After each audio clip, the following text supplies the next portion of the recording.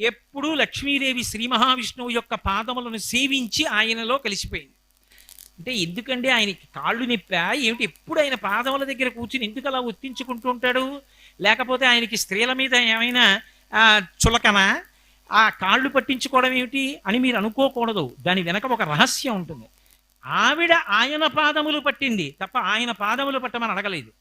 ఆయన పాదములు పట్టింది అన్న మాటకు అర్థం ఏమిటంటే ఆమె ధర్మపత్నిగా ఆయనని అనుగమించింది. ఆయన ఆమెకి ఇచ్చిన స్థానం గుండెల్లో ఇచ్చాడు. లక్ష్మీం క్షీరసముద్రనాజతనయాం శ్రీరంగధామీశ్వరీం ఈశానాం జగతోస్య వెంకటపతేర్ విష్ణోః పరాం ప్రేయసీం తద్వక్షస్థల నిత్యమాసరసికాం తక్షాంతి సంవర్ధినీం పద్మాలంకృత పాణిపల్లవ యుగాం పద్మాసనస్తాం శ్రియం వాత్సల్యాది గుణోజ్వలాం భగవతీం వందే జగన్మాతరం గుండెల్లో పెట్టుకున్నాడు. అంటే భర్తని అనుగమించిన భార్య ఎవరుంటుందో ఆమె ఆయన గుండెల్లోకి చేరుతుంది.